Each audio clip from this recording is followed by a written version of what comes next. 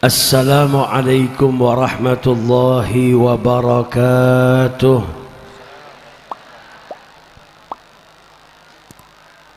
Alhamdulillahi rabbil alamin.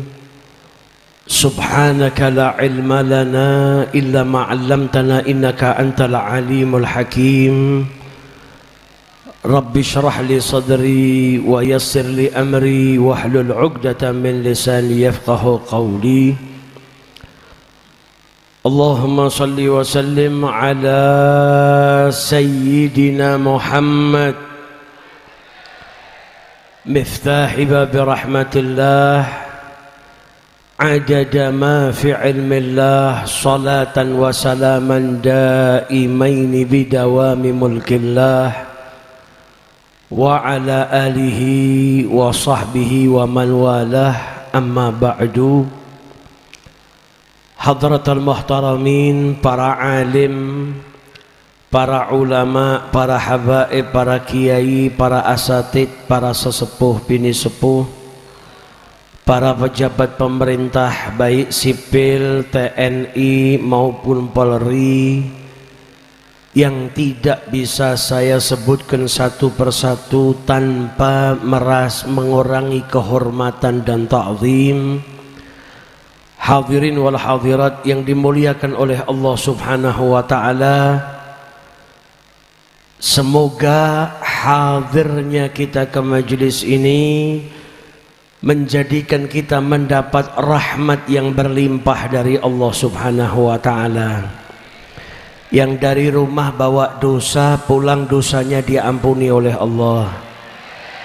Yang dari rumah dalam keadaan kurang sehat atau ada keluarganya yang sakit, pulang diberikan kesembuhan oleh Allah Ta'ala, ditambah dijadikan lebih sehat wal'afiyah.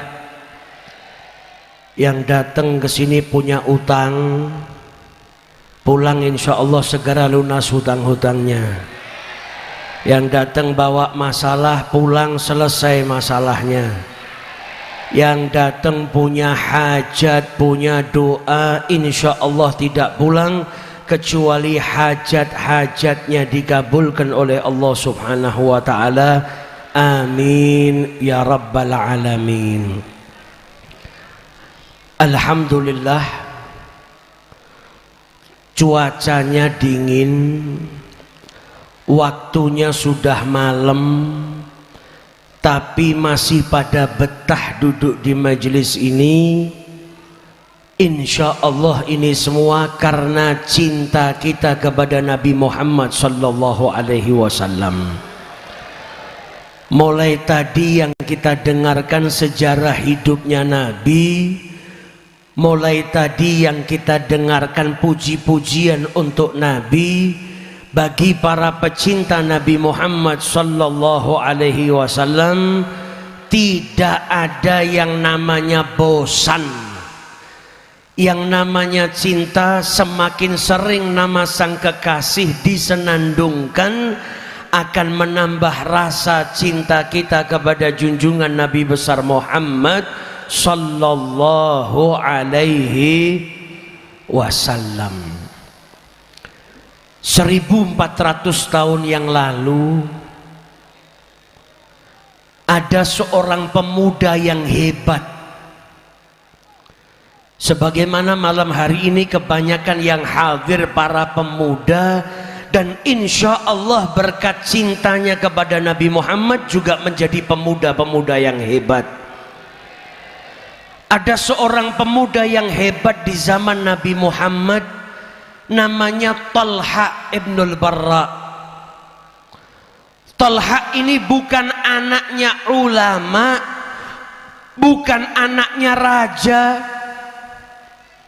hanya seseorang yang hidupnya sederhana dan usianya masih sangat muda. Tapi dia memiliki satu keistimewaan, yaitu cinta kepada Nabi Muhammad sallallahu alaihi wasallam, melebihi daripada cintanya kepada bapaknya, ibunya, bahkan melebihi daripada cintanya kepada dirinya sendiri. Suatu ketika Talha ini sakit,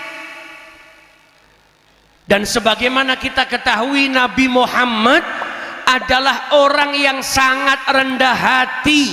Kebiasaannya Nabi Muhammad, kalau ada orang yang meninggal dunia, beliau melayat mengantarkan orang yang wafat ke pemakaman, walaupun yang wafat adalah fakir miskin. Tidak pandang bulu. Kalau ada yang sakit dijenguk oleh Nabi Muhammad. Dan ketika Nabi mendengar Thalha ibnul Barra ini sakit, maka Nabi menjenguk seorang pemuda biasa, tidak memiliki kedudukan apa-apa. Nabi keluar dari rumahnya, melakukan perjalanan yang jauh sampai ke Masjid Quba atau dekat dengan Masjid Quba, hanya untuk menjenguk seorang pemuda yang sedang sakit.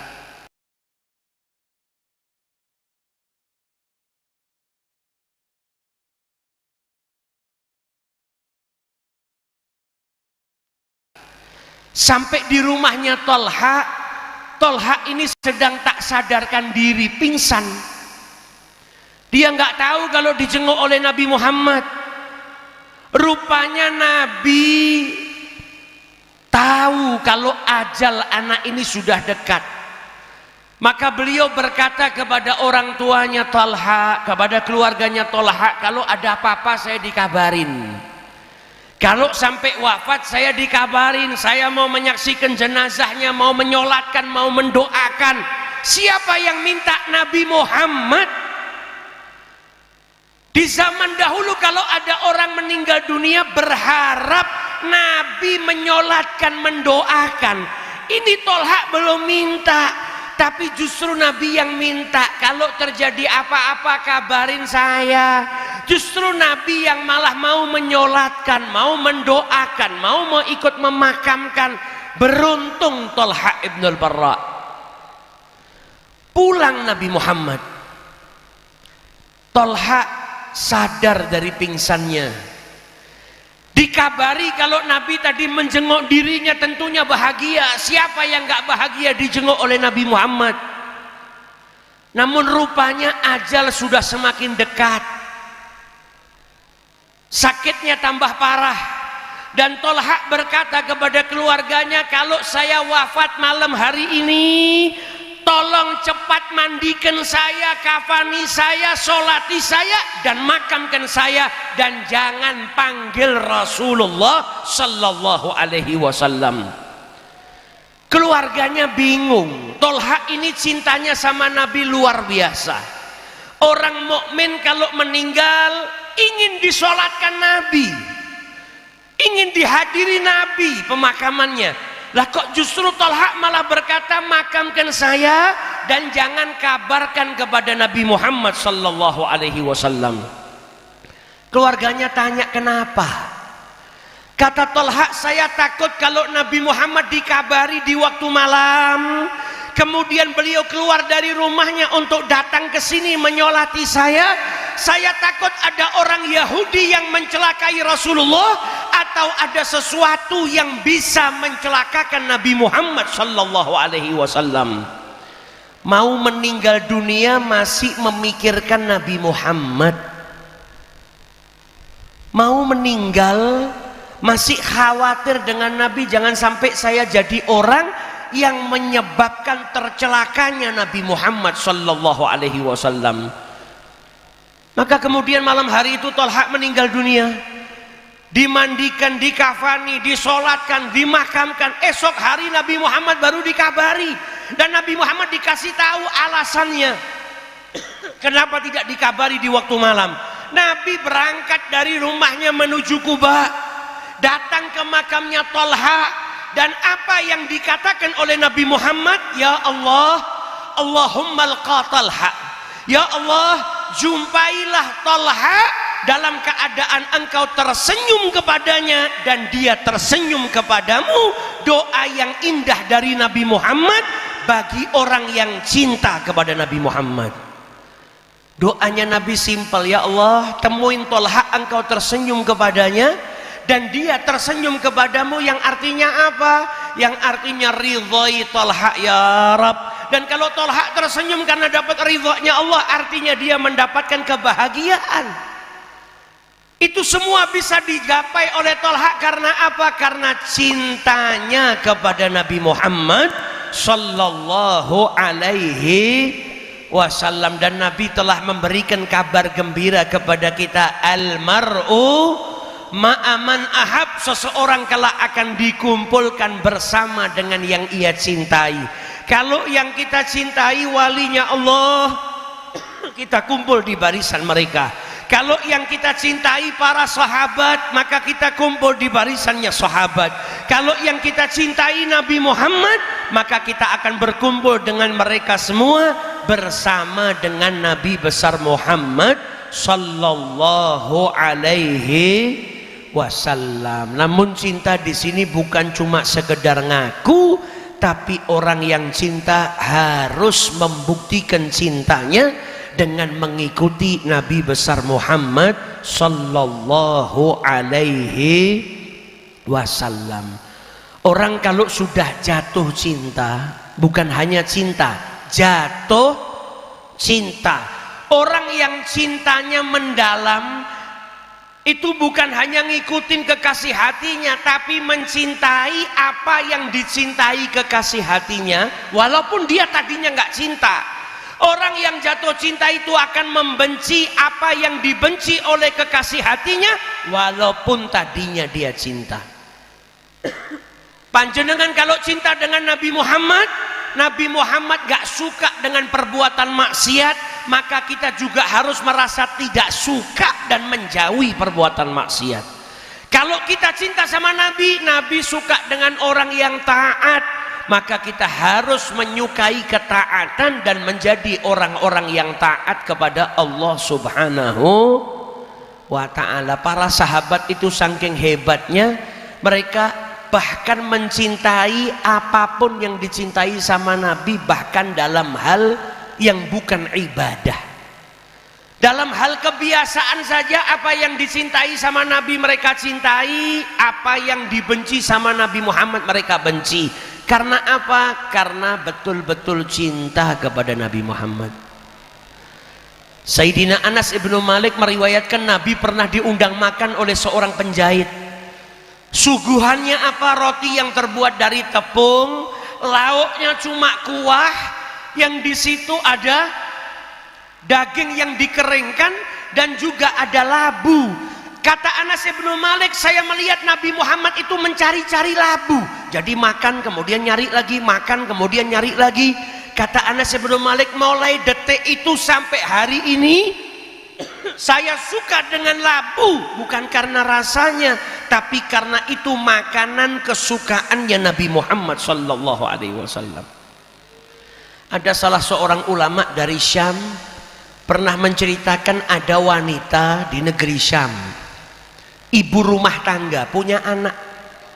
Kalau pagi masakkan anaknya sayur labu, kemudian bilang sama anaknya, nak ini sayur yang disukain sama Nabi, nak ini lauk yang disukain sama Nabi. Bukan masakannya yang istimewa, tapi yang istimewa bagaimana seorang ibu ini menanamkan rasa cinta kepada Rasulullah, kepada anak-anaknya mulai dari kecil, bahkan dalam hal kesukaan. Kalau pagi masak sayur labu dan tiap ketemu anaknya bilang, nak ini makanan yang disukain sama Nabi, anaknya diajak cinta sama Nabi. Sampai akhirnya ini wanita di suatu malam mimpi berjumpa dengan Nabi Muhammad SAW. Karena amalannya sederhana, menyukain apa yang disukain sama Nabi, tapi kecintaannya yang menjadikan dirinya diizinkan oleh Allah untuk mimpi berjumpa dengan Nabi besar Muhammad sallallahu alaihi wasallam. Nah, kita kumpul di majelis ini tujuannya satu, biar tambah cinta. Gimana supaya tambah cinta? Caranya banyak. Semakin kita kenal Nabi Muhammad, akan tambah cinta kita dengan Nabi Muhammad sallallahu alaihi wasallam. Di majelis ini yang kita baca Maulid Simtud Durar, dalamnya ada sejarah hidupnya Nabi, dalamnya menjelaskan tentang syama'ilnya Nabi, dalamnya menjelaskan tentang akhlaknya Nabi.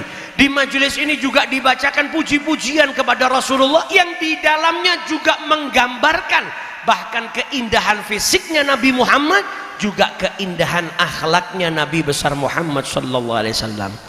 Maka kita berharap hadirnya kita di majelis ini menjadikan kita semakin rindu kepada Nabi Muhammad dan menjadikan kita semakin cinta kepada Rasulullah sallallahu alaihi wasallam. Dan malam hari ini kita juga hadir ke majelis ini dalam rangka haul.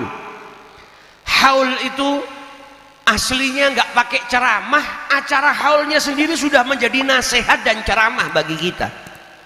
Kita kalau hadir haulnya orang soleh, ada yang mungkin wafatnya sudah 100 tahun, 200 tahun, tiap tahun ada ribuan, puluhan ribu orang yang berkumpul mendoakan orang yang sudah meninggal sekian tahun. Ini sebetulnya nasihat buat kita. Hidup itu kita disuruh milih jadi orang yang kalau meninggal dunia tetap diingat oleh orang lain dan didoakan oleh orang lain, atau sebaliknya ketika kita meninggal orang lain merasa senang karena wafatnya kita dan tak seorang pun mendoakan kita, wa'iyadzubillah. Kalau kita jadi orang yang bermanfaat saat hidup, saat kita meninggal dunia, setiap orang yang mengingat kita di masa lalu minimal mendoakan kita, Allah yarhamuhu, semoga Allah merahmatinya. Semakin besar manfaat yang diberikan, semakin banyak orang yang mendoakan. Makanya para ulama tidak ada dari mereka yang wafat kecuali ngamalkan wasiatnya Nabi. Apa wasiatnya Nabi? Setiap anak cucu Adam kalau meninggal dunia, in qata'a amaluhu, amalnya akan terputus kecuali 3. Yang pertama ilmu yang bermanfaat, yang kedua sedekah jariyah, yang ketiga anak saleh yang mendoakan. Panjenengan kalau wafat punya anak soleh, anak jenengan ngamal, ngibadah, berbuat baik, jenengan kecipratan pahalanya. Karena apa? Yang mendidik anak tersebut menjadi anak yang soleh adalah orang tuanya. Ibarat investasi yang gak pernah bangkrut. Kalau wafat dalam keadaan punya sedekah jariyah, selagi sedekahnya masih bermanfaat, berjalan, orang yang meninggal tetap mengalir pahalanya. Apalagi kalau punya ilmu yang bermanfaat, maka walaupun dia sudah meninggal dunia, selama ilmu yang diajarkan, yang disebarkan, diamalkan, dia mendapatkan pahala yang besar dari Allah Subhanahu wa ta'ala. Semoga berkahnya hadir ke majelis haul ini menjadikan kita bisa meneladani orang-orang yang dihauli, dan semoga kelak kita tidak wafat kecuali ada ilmu bermanfaat yang kita sampaikan, ada sedekah jariyah yang kita tanam, dan ada anak-anak yang saleh yang kelak mendoakan kita. Amin ya rabbal alamin. Dan semoga malam hari ini majelisnya diberkahi oleh Allah Subhanahu wa ta'ala. Kita doakan para panitia penyelenggara majelis malam hari ini, karena sebab beliau terlaksana majelis ini, semoga seluruh panitia diberkahi oleh Allah Ta'ala.